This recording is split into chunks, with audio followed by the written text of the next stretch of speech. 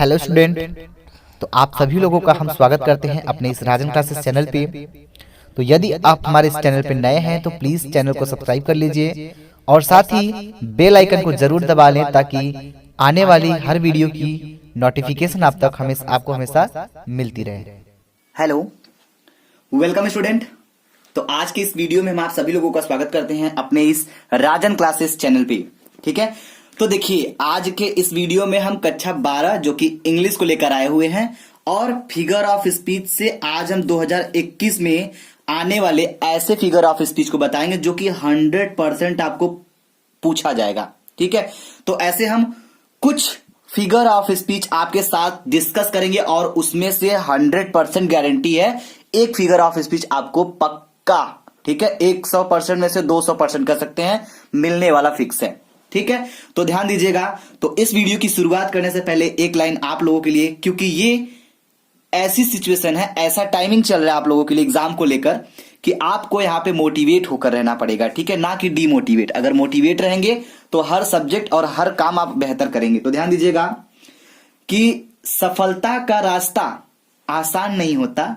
ठीक है, सफलता का रास्ता आसान नहीं होता, हमेशा कठिन मेहनत और परिश्रम से होकर गुजरता है। ठीक है, तो देखिए जो लोग मेहनत करते हैं, जो लोग परिश्रम करते हैं स्टडी को लेकर, क्या होता उनके लिए ये जो लाइन है बहुत ही बेस्ट है।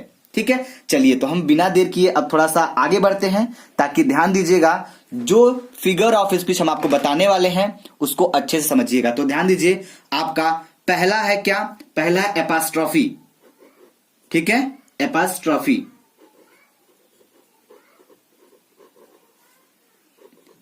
एपास्ट्रॉफी, ठीक है, इसको हम हिंदी में क्या कहते हैं? इसको हम हिंदी में कहते हैं संबोधन।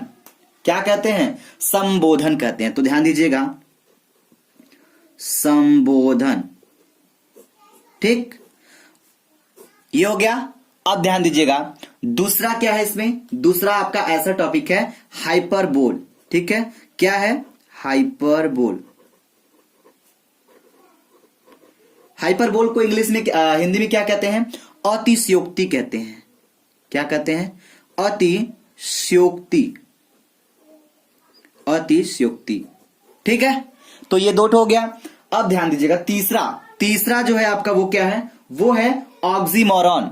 क्या है? ध्यान दीजिएगा, ऑक्सीमोरॉन स्पेलिंग होता है OX, ठीक है, YMORON।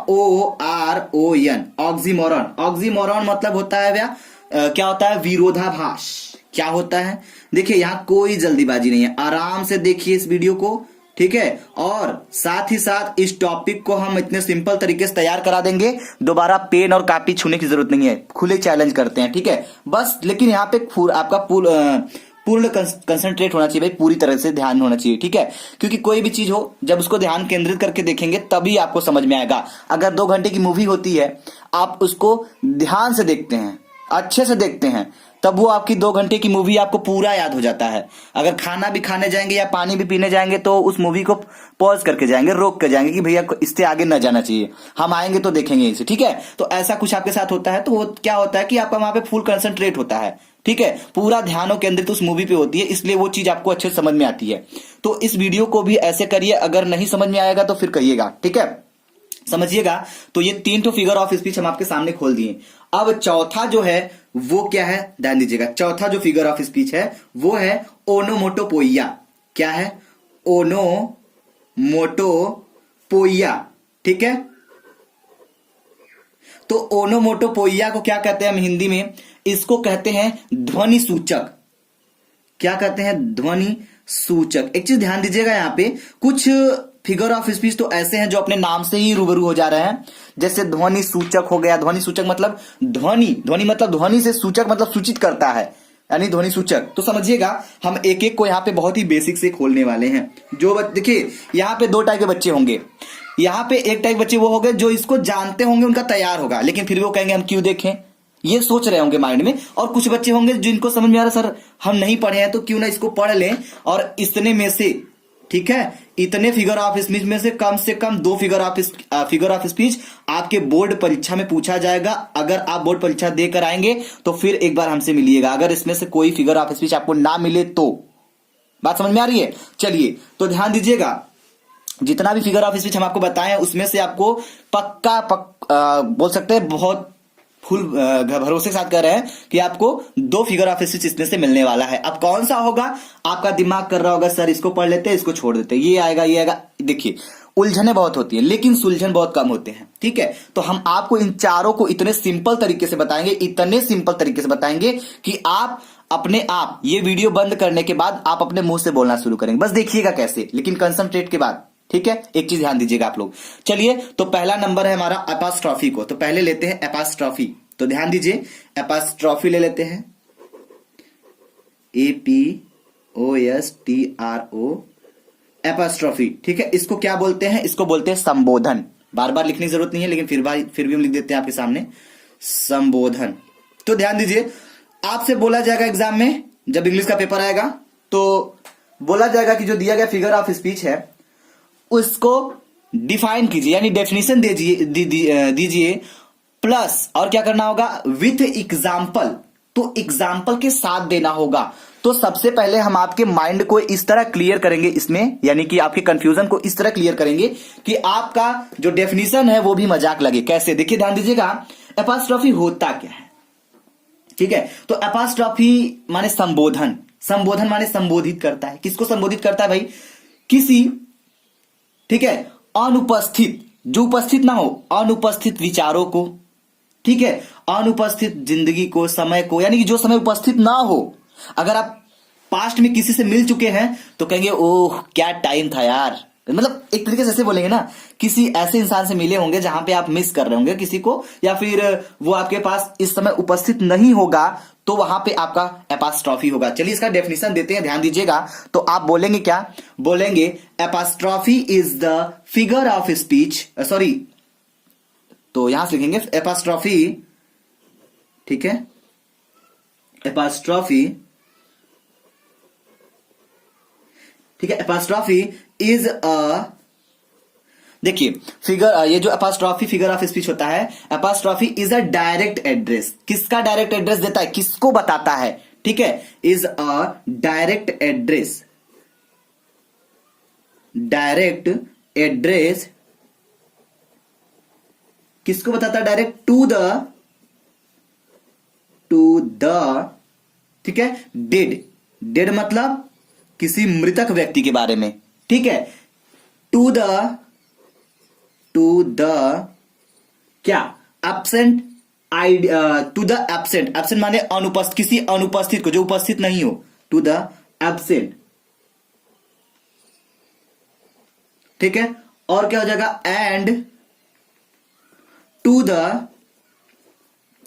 The absent ideas, absent ideas.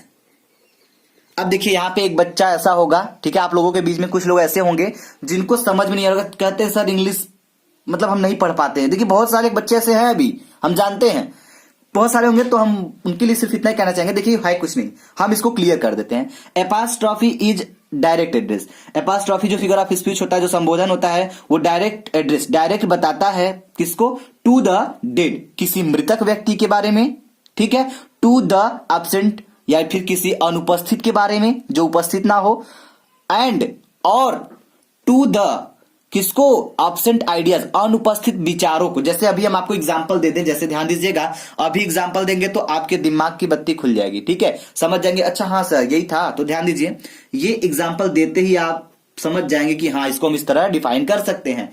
Example क्या भैया, ध्यान दीजिएगा, लिखेंगे ओ वर्ल्ड, यानी कि ये मिस कर रहा है, ओ वर्ल्ड यानी ओ संसार, ओ वर्ल्ड, ठीक है। और क्या हो जाएगा, ओ लाइफ, ओ लाइफ क्या जिंदगी, यानी देखिए ये सब चीजें जो है ये उपस्थित नहीं है, ये अनुपस्थित चीजें हैं सारी, ठीक है। या फिर आप मिस करेंगे ओ टाइम, क्या समय था, ठीक है, ओ समय, ठीक है। तो इस तरह से जो व्यक्त कर रहे हैं ये आपका एपॉस्ट्रॉफी होगा। ये हो गया इसका एग्जाम्पल। उम्मीद करेंगे आपको ये समझ में आया होगा। बस इतना करेंगे, ये 2 नंबर आपके खाते में जोड़ा जाएगा, ठीक है। तो ध्यान दीजिएगा, ये तो पहला था। आइए हाइपरबोल के बारे में थोड़ा क्लियर कर लेते हैं हम लोग। तो ध्यान से समझिएगा हाइपरबोल क्या होता है। तो लिख लेते हैं हाइपरबोल, हाइपरबोल को इंग्लिश में हिंदी में क्या कहते हैं? अतिशयोक्ति कहते हैं। अब जरा हमको कोई बता सकता है अतिशयोक्ति का मतलब क्या होता है? तो हम आपको बताते हैं, रुकिए थोड़ा सा। अतिशयोक्ति, तो एक चीज ध्यान दीजिएगा, अतिशयोक्ति का मतलब होता है चढ़ा बढ़ाकर। क्या चीज? किसी चीज को चढ़ा बढ़ाकर बताना। समझ में आ रही बात? जैसे हम आपको बता दें, ध्यान दीजिएगा। तो हाइपरबोल को जब हम डिफाइन करेंगे ना, तो बिल्कुल पहले डिफाइन करने से पहले हम इसके मतलब को समझाते हैं होता क्या है। ठीक है, तो आप इसमें बोल सकते हैं कि ये जो हाइपरबोल होता है, अतिशयोक्ति जो होता है, इसमें हम काफी बातों को चढ़ा बढ़ाकर बताते हैं। ठीक है, जैसा आदमी या व्यक्ति कोई भी हो, लड़की हो, लड़का हो, कोई भी हो, वो जैसा होता है वास्तव में, ठीक है, उससे ज्यादा कुछ चढ़ा बढ़ाकर बताते हैं। तो बस यही होती है उसकी अतिशयोक्ति। चलिए हम आपको बताते हैं इसका डेफिनेशन के बताने के बाद थोड़ा सा। तो डेफिनेशन में क्या लिखेंगे?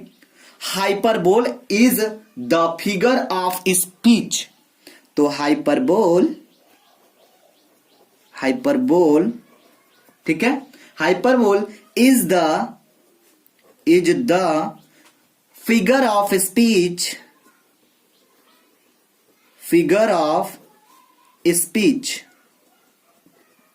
ठीक है। Hyperbole is the figure of speech in which, जो कि इन विच, ठीक है, इन विच थिंग्स यानी किसी वस्तु के बारे में, ठीक है, और या पर्सन किसी व्यक्ति के बारे में, ठीक है, आर रिप्रेजेंटेड मतलब उसको उपस्थित करता है, दिखाता है। आर रिप्रेजेंटेड, ठीक है, एज ग्रेटर,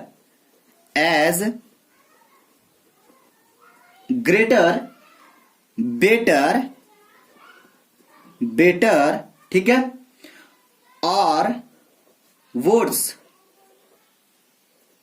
ठीक है, देन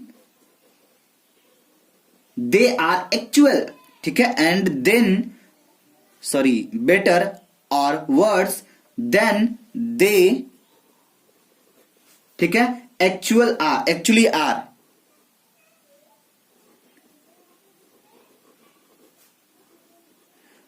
ठीक है भाई, अब इतना लिखने के बाद पहले इसको नोट कर लीजिए। देखिए बहुत सारे बच्चे होंगे बस बता रहे हैं कि बस लिख दीजिए। नहीं यार, हम लिखने की बहादुरी नहीं कहते हैं, हम समझने की बहादुरी को कहते हैं। ठीक है, तो लिखना तो हम लिख देंगे, लेकिन देखिए कोई भी चीज दोनों तरीके से आना चाहिए। आप लिख तभी पाएंगे जब समझे रहेंगे, ठीक है, और आप समझेंगे तभी जब लिख के प्रैक्टिस करेंगे और बढ़िया समझेंगे। तो ध्यान दीजिएगा, इतना तो पहले आप नोट कर लीजिए रिवीजन के लिए, ठीक है, क्योंकि एग्जाम जब आपका होने वाला रहेगा तो बस आप इतना पढ़ के जाइएगा, एक क्वेश्चन से मुक्ति पा जाएंगे आप लोग की। ये क्वेश्चन मान लीजिए वहां पर जाएंगे तो आपको मुलाकात होगी इनसे, बिल्कुल होगा। ठीक है, चलिए तो ध्यान दीजिए, हम इसको जरा और बेसिक से क्लियर कर देते हैं। तो hyperbole is the figure of speech, यानी कि अतिशयोक्ति वह फिगर ऑफ स्पीच होता है इन विच, जो कि थिंग्स वस्तु और या पर्सन व्यक्ति आर रिप्रेजेंटेड, वस्तु या व्यक्ति को उस तरह रिप्रेजेंट करता है, दिखाता है, एज जैसे कि ग्रेटर महान दिखाएगा, बेटर सबसे अच्छा दिखाएगा, और या वर्ड्स देन एक्चुअल आर, यानी वह जैसा वास्तव में होता है उससे अधिक या तो बेटर बता देगा, या तो ग्रेटर बता देगा, या तो बहुत महान बता देगा। अब हम एग्जाम्पल के माध्यम से समझेंगे तब मजा आएगा। ठीक है, तो जैसे कि अगर हम बात करें, देखिए जहां पे बढ़ा चढ़ाकर बात हो जाए, ये चीज आप याद कर लीजिए, बढ़ा चढ़ा कर बताना, किसी चीज को जहां पे बढ़ा चढ़ाकर बताया जा रहा है भैया, बस वही समझ जाइए कि क्या होगा, ये होगा यानी हाइपरबोल होगा। ठीक है, तो एग्जाम्पल के लिए तैयार रहिए बिल्कुल। तो ध्यान दीजिएगा, एग्जाम्पल के लिए कोई एग्जाम्पल बता दीजिए किसी के बारे में, चलिए बता दीजिए फटाफट। तो यहां पे हम आपको बता दें क्या, जैसे कि अगर आप अपनी सिस्टर को डांट देते हैं, एक बात बता रहे हैं, ठीक है, या तो फिर किसी लड़की को डांट देते हैं, कि जो लड़कियां होती है ज्यादा इमोशनल होती है ना, अगर उन्हें कोई डांट देगा या फिर क्लास में टीचर उन्हें डांट देंगे तो बस वो सर नीचे करके रोना स्टार्ट होता है, ऐसा ना, बिल्कुल। तो क्या होता है वहां पे, तो अगर उनके एग्जाम्पल को हम यहाँ पे प्रेजेंट करें तो बहुत बेस्ट होगा, क्योंकि ध्यान दीजिएगा सी सेड यानी कि सी, ध्यान दीजिएगा सी सेड ओशियन, OCEAN, ठीक है, ओशियंस ऑफ टीयर, टीयर नहीं टीयर्स, ठीक है। तो ध्यान दीजिएगा she said ocean of tears, देखिए उसकी आंसू को समुंदर यानी सागर की तरह बताया जा रहा है कि उन्होंने क्या किया, आंसुओं का सागर बहा दिया। ओशियन माने सागर होता है, ठीक है। तो सी सेड यानी कि वह बहा दी ओशियन सागर ऑफ टीयर, आंसुओं का सागर। तो भैया कहने का मतलब वह आंसुओं का समुंदर बहाने लगी।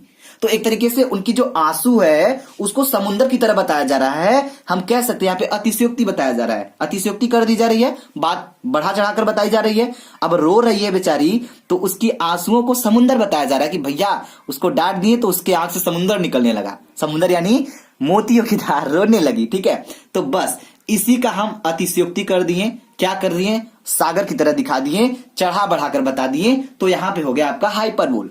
कुछ भी नहीं है, कुछ भी नहीं है, बस आप समझेंगे तो बहुत सिंपल है और ना समझेंगे तो बहुत कठिन है। बस चलिए अब हम चलते हैं नेक्स्ट पे, ठीक है। अगला ध्यान दीजिएगा, तीसरा क्या है भाई आपका, ध्यान दीजिए। तीसरा है आपका विरोधाभास। क्या है, विरोधाभास,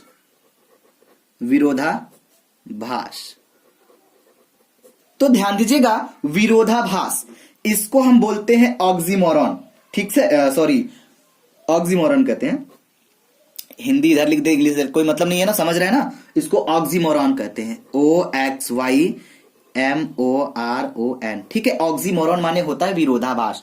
अब विरोधाभास को हमें क्लियर करना है, तो ध्यान दीजिएगा। आप चाहेंगे तो हम जब बता रहे हैं वीडियो देखते ही आपका ये तैयार हो जाएगा, अगर आप चाहेंगे तब, ठीक है। अगर आप नहीं चाहेंगे तो ये आपका पेपर आ जाएगा तब भी तैयार नहीं हो पाएगा, क्योंकि चाहत सबसे बड़ी चीज होती है। इंसान की जो चाहत होती है ना, वो चाहेगा तो कुछ भी कर सकता है और नहीं चाहेगा तो कुछ भी नहीं कर सकता है, ठीक है। चलिए तो ध्यान दीजिएगा यहाँ पे। अब एक चीज यहाँ पे हम आपको पहले बता दें, उसके बाद आगे बढ़ेंगे। तो ये जो विरोधाभास होता है, कुछ समझ में आ रहा है? विरोधा माने विरोध, भास मतलब भाषा, ठीक है। दो विरोधी भाषाओं के बारे में बात हो रही है। अगर इसमें घुसेंगे थोड़ा सा शब्द में तो समझ में आएगा। विरोधाभास, विरोधा माने विरोध वाले, भास माने भाषा। तो क्यों ना हम इसको थोड़ा और तोड़ दें। चलिए तो यहां पे हम आपको बता सकते हैं कि जैसे विरोधाभास जो होता है वह ऐसा फिगर ऑफ स्पीच होता है जो कि दो अलग अलग नहीं, जैसे हम कह सकते हैं दो विपरीत आइडिया यानी विचारों को एक साथ रखा जाता है, जहां पे वही आपका होता है ऑक्सीमोरॉन। चलिए हम इसको एग्जाम्पल और डेफिनेशन के थ्रू समझते हैं। तो डेफिनेशन पहले हमको लिखना बहुत जरूरी है, तो लिखेंगे ऑक्सीमोरॉन, ठीक है। Oxymoron is the figure of speech,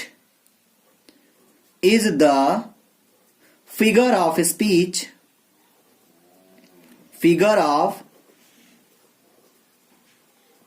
speech oxymoron is the figure of speech in which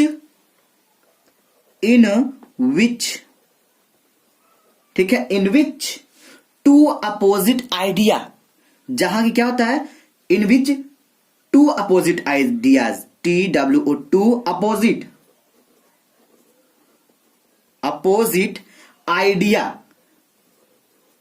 यानी कि दो अपोजिट माने विपरीत, आइडिया माने विचार को, आर, ठीक है, आर पुट टुगेदर, पुट माने रखते हैं, टुगेदर माने साथ में। अब देखिए ध्यान दीजिएगा, oxymoron is the figure of speech. Oxymoron वह फिगर ऑफ स्पीच होता है इन विच, जो कि टू अपोजिट आइडिया, दो विपरीत विचारों को आर पुट टुगेदर, एक साथ रखा जाता है। समझ में आया बात? चलिए कुछ भी नहीं है भैया, चुटकी बजाओगे तैयार हो जाएगा अगर चाहोगे तब। तो ये आप इसका डेफिनेशन लिख सकते हैं। अब इससे बेहतरीन हम कह सकते हैं, अगर आप एग्जाम्पल लिखेंगे तो और सोने पे सुहागा का कार्य करेगा। तो ध्यान दीजिएगा यहां पे एग्जाम्पल आप क्या लिखेंगे, इसका एग्जाम्पल आप लिखेंगे, कोई भी वर्ड रखिएगा एक साथ रखिएगा और वो क्या होना चाहिए, एक दूसरे के विपरीत होना चाहिए। जैसे हम आपको बता दें लाइफ, देखिए हम आपको ये इसलिए बताते हैं क्योंकि बहुत सिंपल है ना, जो चीज सिंपल होती है वो मजा देता है समझने में। लाइफ इज, जो जीवन है वह है क्या, बिटर, BITTER, बिटर स्वीट। तो भैया स्वीट माने क्या होता है? स्वीट माने होता है मीठा, और बिटर मतलब होता है कड़वा। तो जिंदगी क्या है? कड़वा कड़वा मीठा। तो जिंदगी है वो क्या है? कड़वा मीठा है। तो देखिए कड़वा और मीठा दो विपरीत क्या है? दो विपरीत विचार हैं, लेकिन रखे कहां गए हैं? एक साथ रखे गए हैं। तो बस यहां हमारा हो जाएगा ऑक्सीमोरन, विरोधाभास। समझ में आई बात आपको? चलिए, नहीं समझ में आया तो कोई बात नहीं भाई, एक बार वीडियो को फिर से देख लीजिएगा। आगे हम एक एग्जांपल और डिस्कस करेंगे आपके साथ, ताकि आपको समझ में आ जाए। बात समझ में आ रही है? समझ में आ रही है? चलिए भाई, अच्छी समझ में आ रही तो ठीक है। तो एक एग्जांपल ये रहा आपके लिए और, ठीक है। चलिए, तो ध्यान दीजिए, दूसरा एग्जांपल लिखेंगे हैविंग नथिंग। ठीक है, having nothing, having nothing, nothing. He hath all, he hath, sorry he has all. समझिएगा यहां पे हैविंग नथिंग, उसके पास कुछ नहीं है। ही हैज ऑल, उसके पास सब कुछ है। यानी उसके पास कुछ भी नहीं है, उसके पास सब कुछ है। तो ये अलग अलग देखिए है क्या? दो विपरीत, जो दो विपरीत आए विचार हैं। उसके पास कुछ भी नहीं है, उसके पास सब कुछ है। तो जो चीज विपरीत विचार हो गए और एक साथ रखे गए हैं, ठीक है, तो ये क्या हो जाएगा आपका? ये आपका हो जाएगा ऑक्सीमोरन, विरोधाभास। कि ये ही सॉरी हैविंग नथिंग, ही है ताल, उसके पास कुछ नहीं है, उसके पास सब कुछ है। तो इसको आप नोट कर लीजिए। अब हमारा एक और बच गया है, जो लास्ट वाला है। लास्ट क्या है? ध्यान दीजिएगा, लास्ट वाला जो आपका बचा है वो है आपका ओनोमोटोपोइया। ध्यान दीजिएगा, ओनोमोटोपोइया।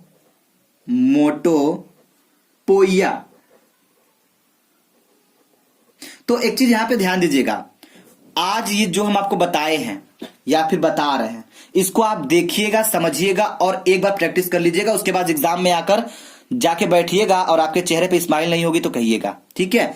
अगर आप ये क्वेश्चन जब आपसे मुलाकात करेगा ना, तो बता रहे हैं आपका एकदम जो पूरा शरीर एकदम रोमांचिक हो जाएगा कि क्या चीज हम पढ़ के आए हैं। यह टॉपिक तो जरूर पढ़िएगा। हम बाकी क्या क्या पढ़ना है इसके बारे में डिस्कस करते रहेंगे। इंग्लिश में कैसे, हिंदी में कैसे, फिजिक्स में कैसे, केमिस्ट्री में कैसे, सारा का सारा बेसिक हम क्लियर करते रहेंगे, ठीक है। बीच बीच में अगर आपको जहां दिक्कत होता है, हम हमेशा बोलते हैं, हम आपके लिए हमेशा प्रिपेयर हैं। जहां आपको समझ में नहीं आता है, हम वहीं आपको बताने वाले हैं। तो ध्यान दीजिएगा, ओनोमोटोपोइया यानी ध्वनि सूचक, ध्वनि सूचक, ध्वनि सूचक। चलिए पहले इनके शब्द में घुस जाते हैं। तो ध्वनि सूचक, ध्वनि मतलब ध्वनि, सूचक मतलब सूचित करता है। तो ध्वनि से हमको जिससे सूचना, ध्वनि से हमको जिसके बारे में सूचना मिलती है वही होता है ध्वनि सूचक, उसी को कहते हैं ओनोमोटोपोइया। क्लियर है? चलिए, तो अब हम इनका डेफिनेशन लिख लेते हैं। तो ध्यान दीजिएगा, लिखेंगे ओनोमोटोपोइया, ठीक है, onomato of speech is the figure of speech, ठीक है। the sound, अब बताइए इससे सिंपल कहीं समझ पाएंगे आप लोग? the sound, ठीक है, suggest मतलब बताता है, ठीक है, suggest its meaning,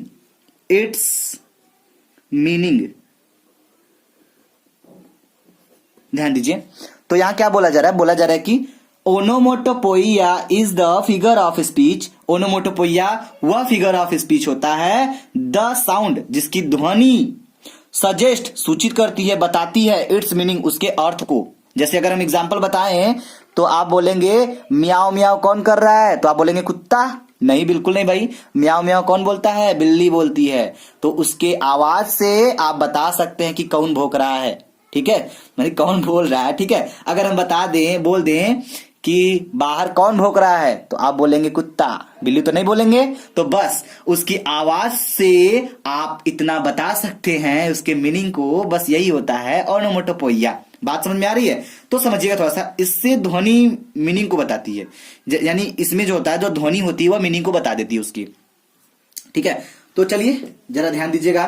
तो आप यहां पे लिख सकते हैं एग्जाम्पल के लिए द, ठीक है, ये एग्जाम्पल बहुत ही सुटेबल आपके लिए है। क्या है? द, ठीक है, dog, the dog barks, BARKS। भैया ध्यान दीजिएगा थोड़ा सा आप लोग यहां पे, बार्क्स माने भौंकना। कौन भौंक रहा है? कुत्ता भौंक रहा है। तो देखिए ये जो भौंकने का काम है, ये इस कुत्ते की मीनिंग को बता, यानी कुत्ते की नहीं, ये डॉग है इसके मीनिंग को बता रही है। ये जो भौंकने वाला काम है ये कुत्ता ही कर रहा है ना। तो ये देखिए, ये जो आवाज है, जो साउंड है, ये सजेस्ट कर रहा है, सूचित कर रहा है इस कुत्ते को। तो हम कह सकते हैं यहां पे ये हमारा ओनोमोटोपोइया होगा। आई खुला चैलेंज करते हैं भाई आपको, ठीक है, आप इसको पढ़ के जाइएगा, उम्मीद करेंगे ये आपको समझ में आया होगा। तो एक बात हम जाते जाते आपको एक वर्ड ऑफ देना चाहेंगे, ताकि आपका जो जुनूनियत है, ये जो पढ़ने की जुनून है, ये कम नहीं होना चाहिए, क्योंकि ये ऐसी ही सिचुएशन ऐसी है जहां बच्चे क्या होते हैं, स्लो हो जाते हैं। तो यही तो आपको दिखाना है, क्योंकि एग्जाम आपका बस 2 महीने रह गया है। तो आप समझिएगा क्या है कि धूप में समुंदर कभी सूखा नहीं करते, ठीक है, जिनके सीने में होती है सफलता पाने की आग, वो कभी बीच में रुका नहीं करते। तो बिल्कुल भाई, ये रुकने का टाइम नहीं है, ये चलते रहिए, ठीक है, लगे रहिए, बी कंटिन्यू, चलते रहो तब तक मंजिल ना मिले जब तक।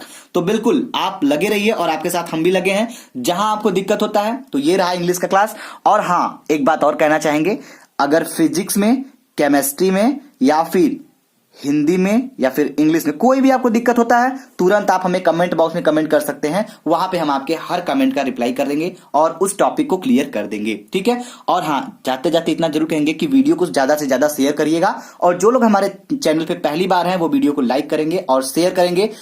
सब्सक्राइब करना बिल्कुल ना भूलिएगा, ठीक है। Thank you very much. जय हिंद, जय भारत।